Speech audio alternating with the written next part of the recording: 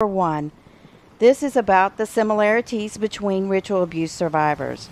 There is one similarity that I'm not covering on this graph because it requires a graph of its own. However, I do want to touch base on it. It is these flashes of memories. This is most often how we all present and start questioning whether or not we are a survivor or not. These flashes are designed to discredit us, so it's important that we learn only to discuss this with people who are familiar with SRA. Often people, at least historically, have gone to their pastors who did not understand and talked about things. These flashes are horrible and beyond belief.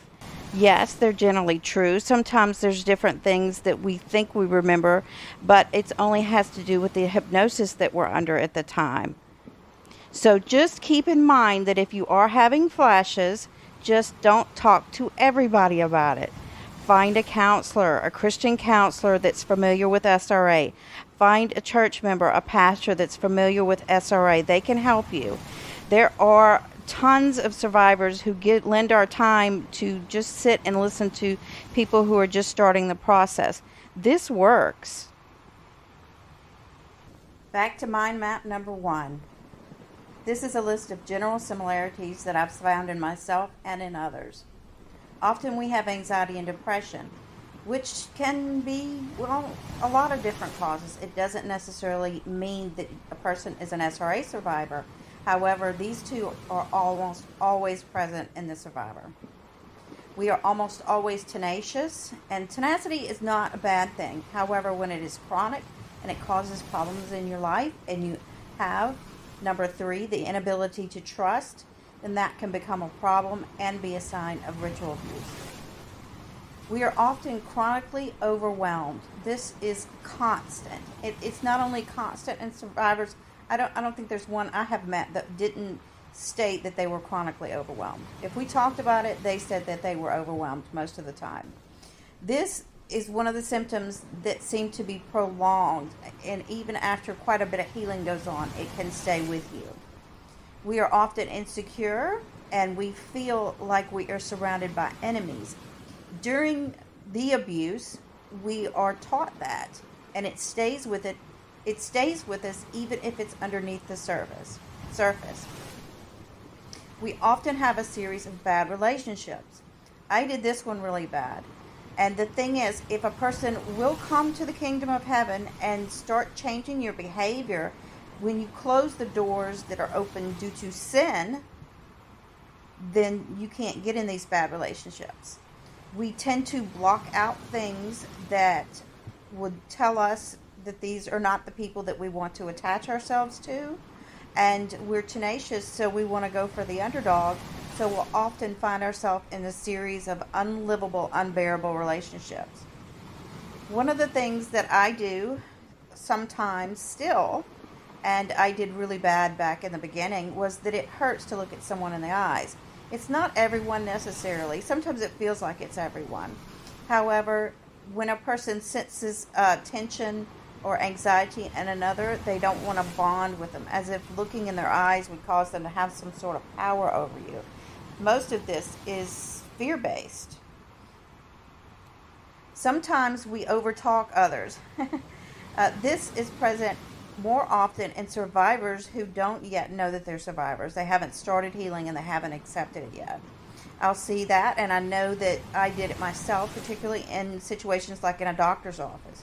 You overtalk the person. You're so fear-based, you're so fear-driven that you want to overtalk these people and make sure that you have some sense of control about what's going on with you. Number 10 is the one that might scare people a little bit, but it's referring to oneself in the plural. I did this a few times, and I've heard others talk about that. That was a telltale sign to them that they had dissociative identity disorder. They say that it's possible that SRA survivors don't have dissociative identity disorder. I don't know if that's not true, if that's true or not. However, referring to oneself in the plural is a sign of that. If you have that, do not worry too much. It's going to be okay. Now I'm going to give a bit of a trigger warning. This may be hard because I'm going to talk about the causes of these similarities. Not all of these are triggers, but a lot of people are going to be triggered by this section. So please take a moment, pause, do whatever you need to take care of yourself. One of the causes of the similarities is childhood trauma. Childhood trauma happens a lot, and it's not all SRA related. However, I have discovered that childhood trauma is the enemy's way of weakening mankind, and within SRA, it becomes very, very bad. Within SRA, we have systematic betrayal over and over again, done very, very carefully in order to have a certain effect on the child's mind. Kids only 5, 6 years old, well, there's different ages that we come into it, and in different times things are done. However, we're kids, and this systematic betrayal is made to break us. It causes us to be very, very fear-driven. Through SRA, and I know this was really, really bad for me, and I see it in particularly anybody who's being gang stalked, which I was, but some people get it at different levels. Being surrounded by people who are abusing you and you don't know it and you find out later is traumatic for anyone, but SRA takes it to a very, very high level, and that causes a lot of the characteristics that we have. We gain the ability to block out painful events that should have given us direction. I know I would block out when I would meet someone and they would show me who they were. I could block that out and then act as if it never happened. I would literally disassociate the action that I saw with the person that was in front of me and think that it was someone else from another situation. It really, really caused me to be able to have quite a bit of damage going on in my life. There are parts of us that remember these things that we've blocked out. So sometimes we will feel as though part of us is upset, even though we don't know why.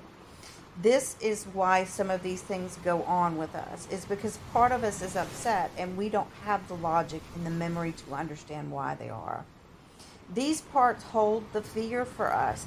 However, when certain things happen that trigger us throughout our lives, it becomes more and more active. So we have fears that we don't understand, or without having a sense of healing and a constant communication with God explaining this to us, we're not going to know how to fix this.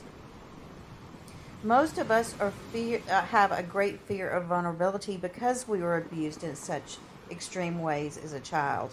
That means that we can't put ourselves on the line and take chances on people. And this can really hurt people when they're trying to serve God. We do at some point have to throw caution to the wind and do it. I'm not telling you to step into dangerous situations. However, SRA survivors, we tend to be so guarded we don't live fully. We also have a hidden desire to control our surroundings. A lot of the time, these common characteristics are caused by the fact that we desire to control our circumstances more than we even realize. The solutions that I found was to first and foremost accept that I was completely over my head. This was one of the main things that I did right early in the beginning. And I did not do everything right, by no means. But I did get this one right. You have to accept that this is more than what you can handle. In the end, it almost seems, well, I don't want to say beautiful, but it works that they push us too far, because in the end, what that did, at least for me, was to push me to the point where I had to surrender all. For the first time in my life, I finally got to that point. And without this, I can't see anybody having any progress. I put every bit of it into the hands of God, and I learned how to stay out of His way most of the time. A lot of times, and I did mess up, and I talk about that a lot, about my failures, but I did, after some bumps in the road, learn to start over after each of these failures. Without this, you're not going to get anywhere. I did, as I've talked before, only learn to talk to believers about this. Only talk to believers who are familiar with SRA.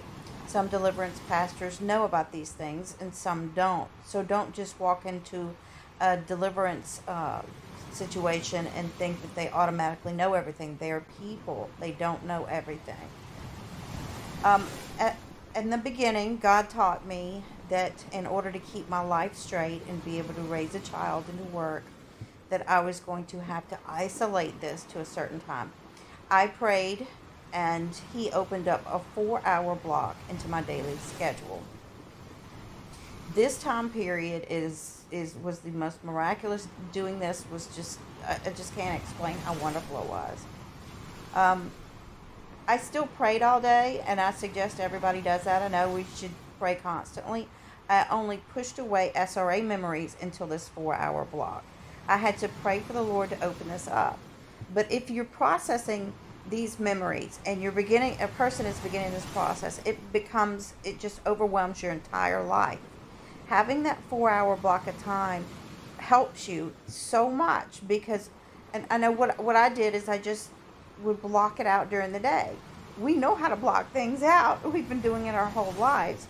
Well, eventually I learned how to just deal with it in this one little time period of my day. Outside of that time period of my day, He had me enjoying my life. He purposefully made me get up and go do things that I enjoyed. Go outdoors, go for a walk, go enjoy anything, go enjoy a meal. Having that 4-hour time period in my day, it did that for me. It allowed me to just not only work and handle my responsibilities, but also have sufficient time to start enjoying my life. I had to give up the urge to control. Well, that was hard. And I would constantly have to go back and say, oh, I surrendered all, because you're way over your head, right? Everybody's way over their head with this one. Every time I would go into one of these sessions of prayer, I would always start with thanking Him. I had a habit, and I still do this. I'll lay still and just be with Him, and then say, thank you for my toes. Thank you for the tops of my feet. Thank you to my bottoms of my feet. And I go all the way up my body, and I start to feel very, very healthy and nurtured spiritually. And that is how I began each session. And it would begin to put me into sort of a bubble with Jesus. And I did this for quite some time before I even started to address any of the memories. I learned the hard way, don't rush this. You're following Him, and He's not going to get it wrong. In these sessions, for maybe 3 weeks in the beginning, I just sat with Him. I was so fear-driven that I needed to just sit with Him and feel Him put me in a bubble, so that I would be able to later deal with these unthinkable horrors. When I sat with Him, it began to make me physically aware that He was holding me. This sense of being in a bubble was very, very important for me. And there's a couple of other survivors have gotten pretty far in this process right now. And it's just the most wonderful thing to know that He has you. No one can see you. No one can touch you. There's no magic getting to you. Nothing can happen to you. You are literally in His hands. I learned, and this comes in really, really handy pretty much daily, to always approach the Almighty with respect. In learning how to do this and practicing it and messing it up and getting back on it, when I really started getting this right, I gained the ability to ask Him the same questions over and over again. He answered so many ridiculous questions, absolutely ridiculous questions that I had. I would ask the same questions over and over again, and he was always faithful to answer me. He was always so gracious and unbelievably loving toward me, no matter how ridiculous I got, no matter how hysterical these questions may have seemed, all because I learned to approach Him with respect.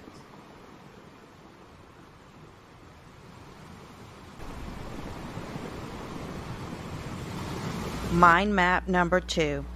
This is about the book, The Heart of My Healing Process, that the Lord showed me. It took about a year total, but I went through a massive amount of information. I learned quite a bit about myself, remembered, processed, and reconciled not only what happened, why it happened, how it could have been stopped, what I could have done better, and he answered an enormous amount of questions, some of which were ridiculous, and I asked over and over again, but I learned how to be healthy. I just can't say enough about this healing process and how it's changed my life. The first step always seems like it's the hardest step, even when it's not. Just getting things going and making a change in your way of life, it seems difficult, but once you get this going, it's one of the best things I've ever, if not the best thing I've ever done for myself. I learned how to schedule prayers. This gave me the ability to file away my memories. When I think about it now, I realize how miraculous this was, because God used the fact that I had learned how to block things out in childhood. This was a result of trauma, horrible things happening. However, He made good use of it, taught me how to file my memories away so that I could function normally. Before this, they were coming at me so hard and so fast, there were days that I could hardly function at all and get my business done. Over time, this got easier. The difficulty was not so much filing them away, it was trusting. It took me a minute to have the trust to know that He would bring that back to me an appropriate time, because I knew I absolutely had to face what was going on with me. Getting settled is not a step you can skip or speed up at all. It was solidified my ability to trust. That's what it did. I learned to always begin with gratitude. Even today, when I start praying or addressing God at all, I always start with gratitude, because that made a huge difference. I had to completely let go of my need to control. This process took about 3 weeks, and it was just consisted of me just sitting still. Be still and know that He is God, right? Well, that's what I did. I sat still for long enough to where I could feel in the spirit a bubble around me, to where I felt like no one could hurt me as long as I was in that bubble. No one could see me, no one could touch me. It was just me and Him. It's still something that I can do, and probably my best thing, my favorite thing to do in the whole world is just to sit still and know that He's God. It brought me closer to Him and allowed me to get ready for the next and most pivotal part of my life.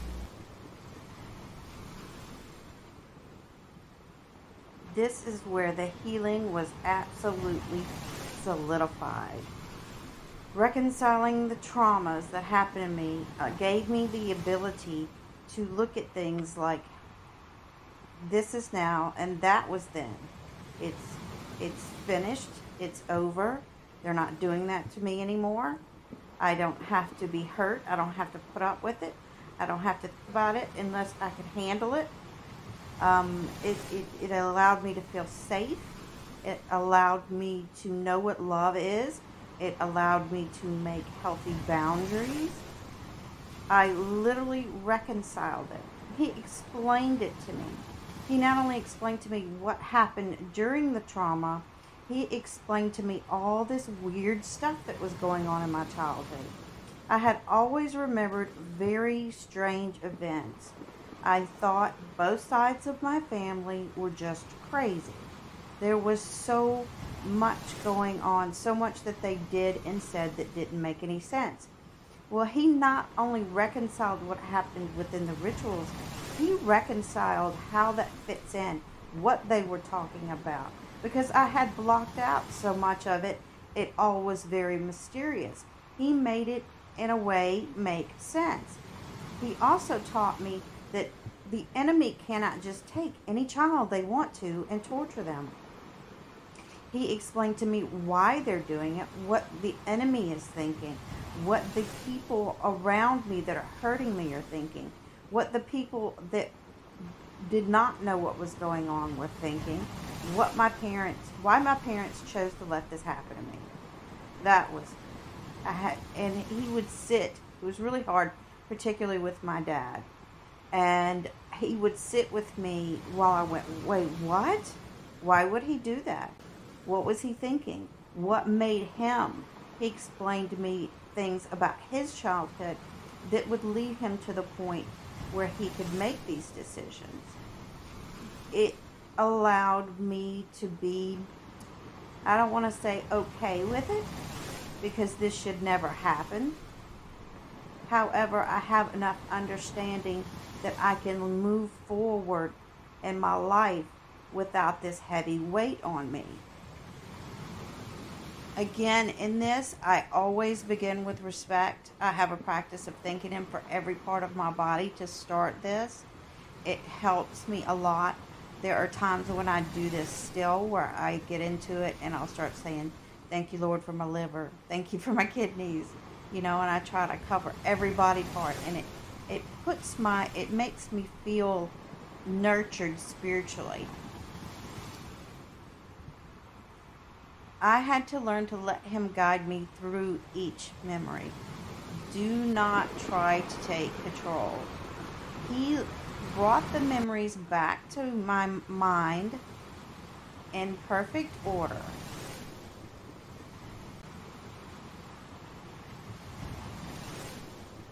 Mind map number 3, healing blocks, some of the difficulties. The thing about the way that I handled it, and something that I also see with others, is we think that we can be self-reliant.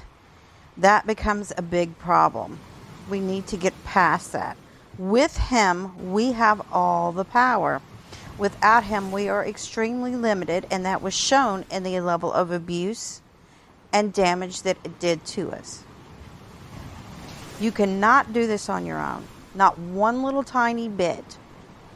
The one thing about SRA is, having gone through it proves to me that I cannot stand on my own at all. With him, we have all the power.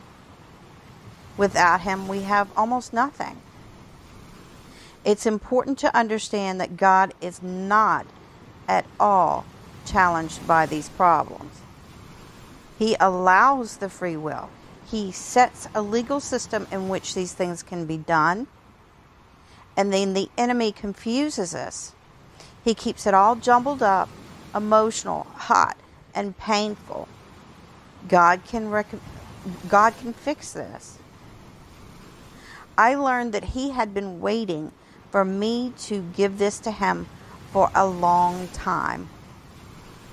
I can see in my early 20s and in my mid-20s where things that he was teaching me were preparing me for what he knew that I was going to go through later in life.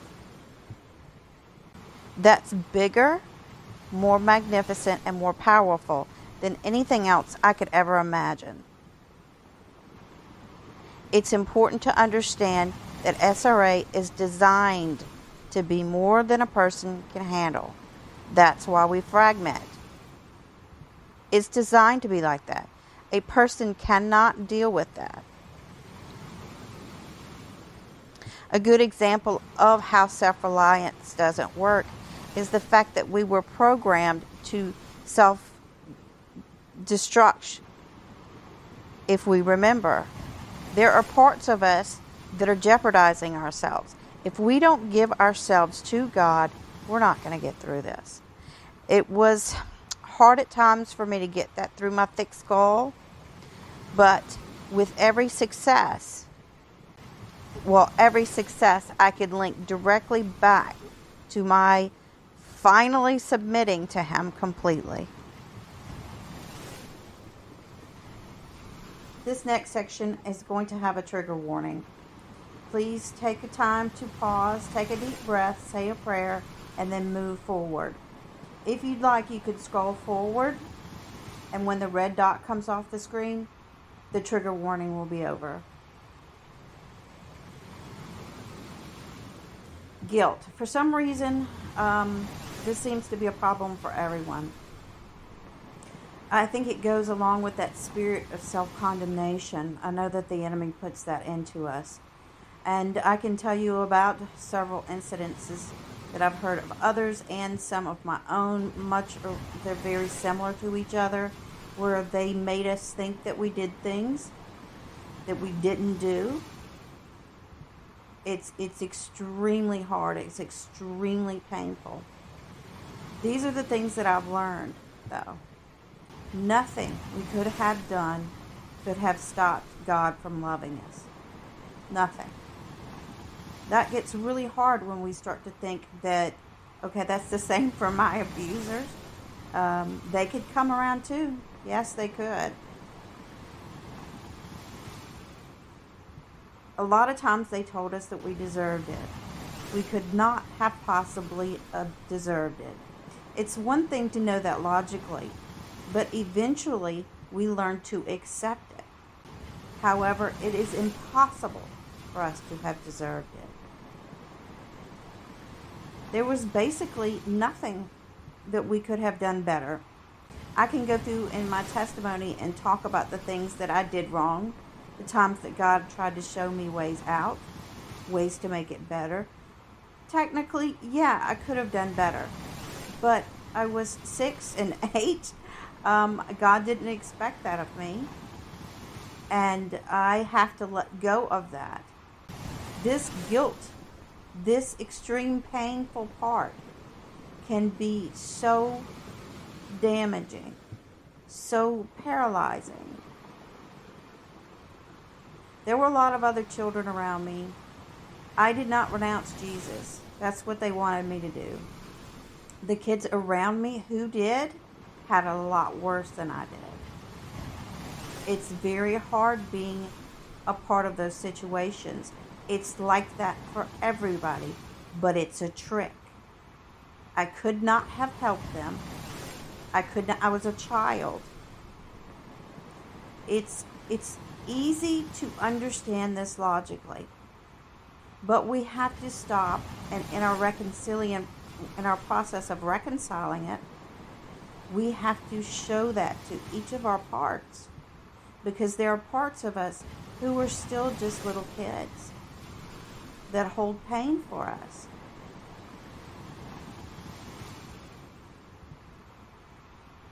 They forced me to some extent, and I know others to various extents, to adapt to this way of life.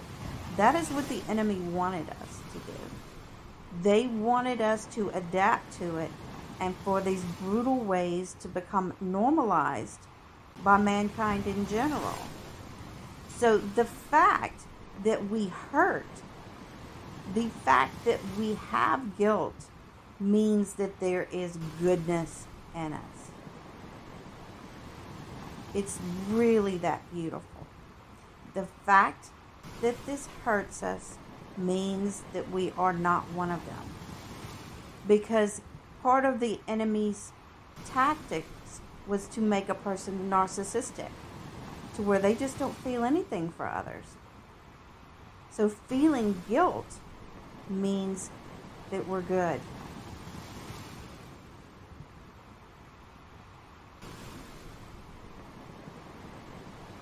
It's important not to get stuck in that mindset where we are ruined. I felt that way, and sometimes it kind of seemed that way. I was certainly very troubled. I was working hard, intended on doing the right thing. I was what people would call a good person. However, I had this in me that made me think that I was ruined. This is not true. God can take the worst of the worst and make them whole and complete again, and get us set on a happy, joyful life. We still have difficulties, but joy is always present in my life now. The fact that I have been through the guilt, the fact that I feel so much for the other children that were there. I know this because ritual abuse took that away from me for most of my life, but not anymore. I've learned to keep things in a different order. This started with me allowing God to show me how He saw me. That was one thing. But then I had to accept that He was right. I had been programmed not to like myself, and that stuck with me a while. So now, especially as a woman, I know that every once in a while I have to refresh that and ask Him to once again show me how He sees me and accept that it's right. Even when I don't like everything that I see, that just gives me a way and a focus that I need to change. Understand that thinking and ways of thinking is habitual. You can change that. It's just like when a person quits smoking. That's not